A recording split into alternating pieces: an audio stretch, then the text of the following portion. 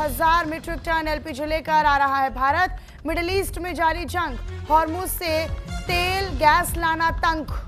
दरअसल ये जानकारी अब तक साझा कर रहे हैं। 44,000 मीट्रिक टन एलपीजी लेकर ये टैंकर भारत आ रहा है। और एक और बड़ी उपलब्धि भारत के हिस्से, दरअसल भारत के एक और टैंकर ने स्ट्रेट ऑफ हॉर्मुज पार कर लिया है और अब बहुत जल्द ये भारत आएगा। तो टैंकर ने पार कर लिया है straight of Hormuz. LPG tanker green Salvi ने हॉर्मुज को पार कर लिया है।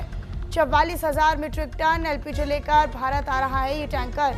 आपको बताएं कि मिडिल ईस्ट में जारी जंग के बीच हॉर्मुज से तेल और गैस लाना बाकी देशों के लिए भी उतना ही चुनौतीपूर्ण है जितना भारत के लिए। लेकिन भारत के जो कूटनीतिक संबंध है और जो कूटनीतिक रणनीति है, ये उसी की उपलब्धि है और ये उसी की जीत है कि बड़ी आसान तरीके से एक एक कर तेल और गैस के जो टैंकर्स हैं वो हॉर्मुज को पार कर भारत आ रहे हैं, ताकि भारतवासियों को इस जंग का असर महसूस ना हो, यानी भारत में इसका प्रभाव बहुत बड़े स्तर पर ना हो। इसकी पूरी कोशिश सरकार की ओर से की जा रही है और सरकार कहीं ना कहीं इस पूरे मसले पर या फिर इस पूरे मुद्दे पर बहुत हद तक कामयाब भी है और बड़े ही एक स्मूथ प्रोसेस के तहत इस पूरे कार्य को किया जा रहा है।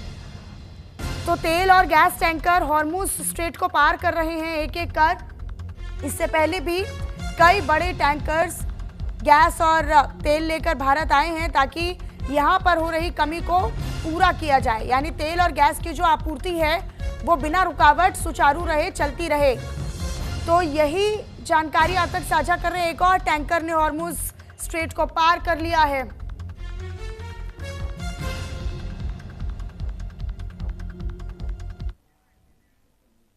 एक और बड़ी खबर आप तक साझा करते हैं, इसी से जुड़ा हुआ अपडेट है। हॉर्मुज स्ट्रेट को लेकर वोटिंग अगले हफ्ते तक चल गई है।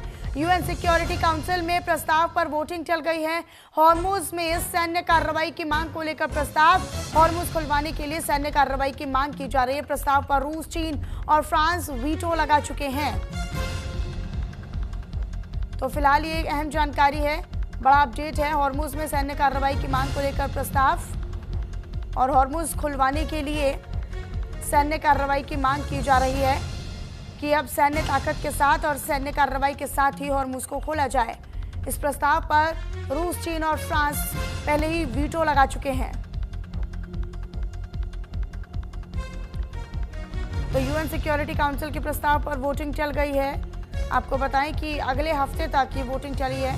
हॉर्मुज स्ट्रेट को लेकर वोटिंग अगले हफ्ते तक चल गई है। यूएन सिक्योरिटी काउंसिल में प्रस्ताव पर वोटिंग चल गई है। हॉर्मुज में सैन्य कार्रवाई की मांग को लेकर प्रस्ताव जारी किया गया और हॉर्मुज स्ट्रेट खुलवाने के लिए सैन्य कार्रवाई की मांग इस प्रस्ताव में है। प्रस्ताव पर रूस, चीन और फ्रांस वीटो लगा चुके हैं।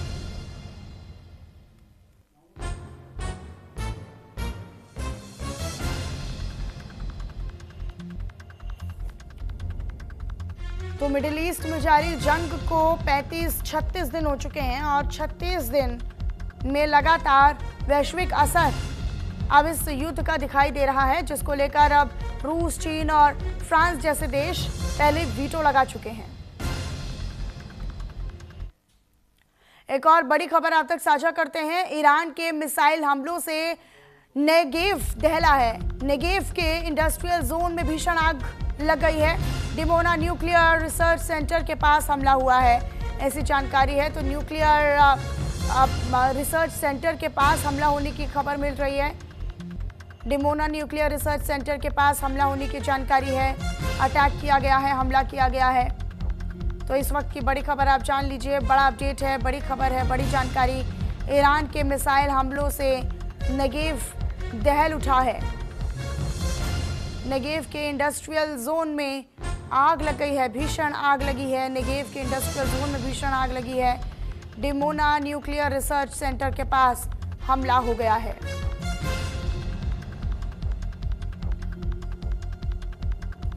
तो ईरान के मिसाइल हमलों से नेगेव दहला है और लगातार जो जवाबी कार्रवाई है, सैन्य कार्रवाई है, वो ईरान की तरफ से की जा रही है और ईरान बाकी हमलों को रोकने के साथ साथ जवाबी कार्रवाई भी कर रहा है, अटैक भी कर रहा है।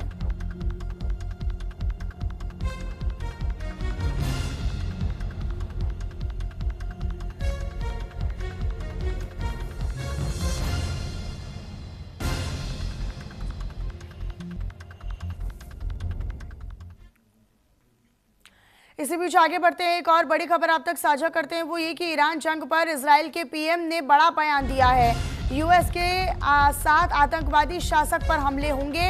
नेतन्याहू ने कल भी ये स्टेटमेंट दिया था और ईरान के खिलाफ यानी आतंक के खिलाफ इजराइल अमेरिका मिलकर साथ में ये हमले जारी रखेंगे। ईरान में आतंकवादी शासन को कुचलना जारी रहेगा और ये नेतन्याहू की तरफ से बयान दिया गया है। हालांकि उनके इस स्टेटमेंट से ये भी संदेश साफ तौर पर वैश्विक स्तर पर जा रहा है कि फिलहाल मिडिल ईस्ट में जारी इस युद्ध को समाप्ति की ओर बढ़ता हुआ नहीं देखा जा सकता। ईरान जंग पर इजराइल के प्रधानमंत्री बेंजामिन नेतन्याहू ने बड़ा बयान दिया है, बड़ा स्टेटमेंट दिया है। यूएस के साथ आतंकवादी शासन पर हमले जारी हैं। नेतन्याहू ने कहा है स्टेटमेंट में कि ईरान में आतंकवादी शासन को कुचलना जारी रहेगा, यानी कि जब तक इस पूरे मकसद को पूरा नहीं कर लिया जाता, जब तक टारगेट्स पूरे नहीं कर लिए जाते हैं, तब तक बेंजामिन नेतन्याहू के दृष्टिकोण से देखा जाए तो जंग जारी रहेगी। यानी 2-3 हफ्ते में जंग खत्म करने की बात भले ही कई बार डोनाल्ड ट्रंप दोहरा चुके हों, लेकिन दूसरी तरफ बेंजामिन नेतन्याहू ये कह रहे हैं कि अमेरिका के साथ मिलकर इजराइल के ये हमले जो है ईरान में वो जारी रहेंगे और ये तब तक नहीं रुकेंगे जब तक वो उस आतंकवादी शासन को खत्म नहीं कर देते।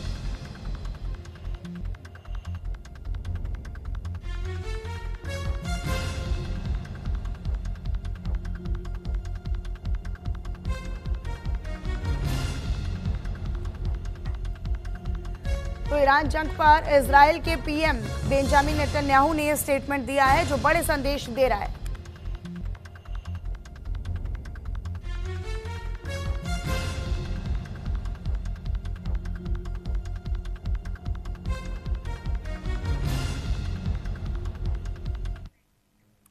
तो अमेरिका और इजराइल ने ईरान के सबसे सुरक्षित माने जाने वाले इलाके में घुसकर हमला किया है। इस हमले में रणनीतिक रूप से बेहद खास B1 पुल को पूरी तरीके से जमींदोज कर दिया गया। इस बड़े अटैक से ईरान तमतमाया हुआ है। ईरान ने मिडिल ईस्ट में धमकी दे दी है कि वो अमेरिका के साथी देशों के 8 पुल को निशाना बनाएंगे। बाकायदा ईरान ने 8 पुल की लिस्ट भी जारी कर दी है, जिसका साफ मतलब ये है कि एक पुल के बदले 8 पुल। तबाह हुए B1 पुल को क्यों ईरान का दिल कहा जाता है, ये रिपोर्ट देखिए।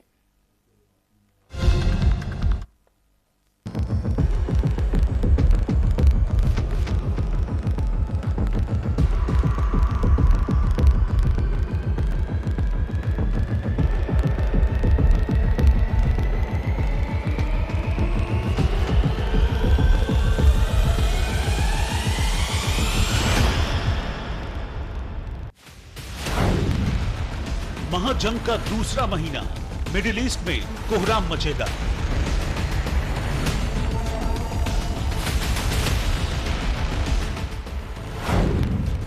अमेरिका का घातक प्रहार, ईरान में मच रहा हाहाकार।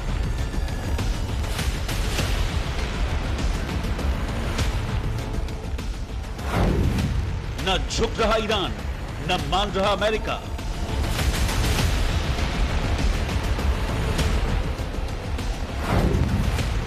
ट्रंप ने उड़ाया पुल, ईरान मचाएगा तबाही फुल।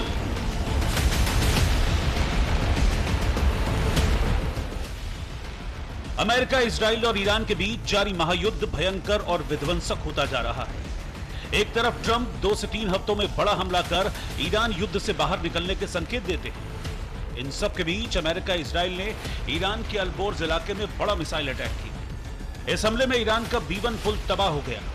पुल उड़ाने के बाद ट्रंप ने फिर ईरान को डील करने की धमकी दी।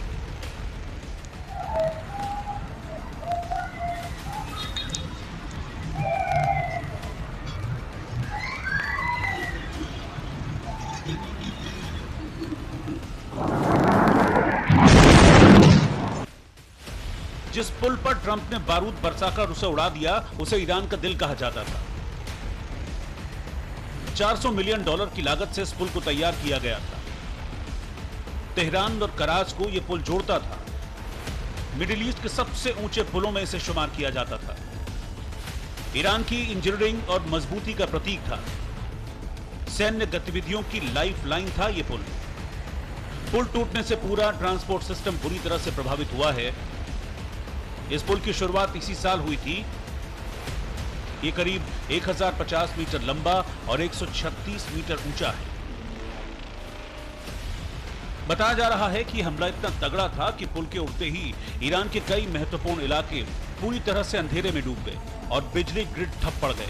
ये कार्रवाई ईरान के लिए बहुत बड़ा आर्थिक झटका साबित हुई है, जिससे पूरे इलाके में बड़े युद्ध का खतरा और ज्यादा गहरा गया है।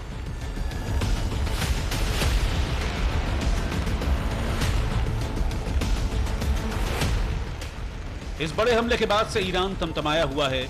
ईरान ने मिडिल ईस्ट के 8 बड़े पुलों की लिस्ट जारी कर अब उन्हें तबाह करने की धमकी दी है। ईरान इन पुलों को रणनीतिक तौर पर अहम मानता है, क्योंकि ये कई देशों की कनेक्टिविटी और ट्रांसपोर्ट के लिए बेहद जरूरी है। रिपोर्ट्स के मुताबिक ईरान ने जिन 8 पुलों को उड़ाने की धमकी दी है, वो कुवैत, यूएई, सऊदी अरब और जॉर्डन के कई महत्वपूर्ण पुल हैं। शेख जाबेर अल अहमद समुद्री पुल, Sheikh Zayed bridge, Al Maqta bridge, Sheikh Khalifa bridge, King Fahd causeway, King Hussein, Damia और अब्दून ब्रिज। ये उन एक पुलों के नाम हैं जिनकी लिस्ट ईरान तैयार कर चुका है। ईरान की पहुंच से अमेरिका बहुत दूर है, वरना ईरान अमेरिका में भी बड़े हमले करने में देर नहीं करता। अब एक पुल के बदले ईरान 8 पुल उड़ाने की धमकी दे रहा है। बस देखना यह होगा कि किस देश का पुल ईरान का पहला शिकार बनता है। यानी कि साफ है कि ट्रंप ने जिस तरह की तबाही ईरान का यह पुल उड़ाकर मचाई है, ईरान अब इस तबाही का चुन चुन कर बदला लेने को तैयार है। Bureau report, news India.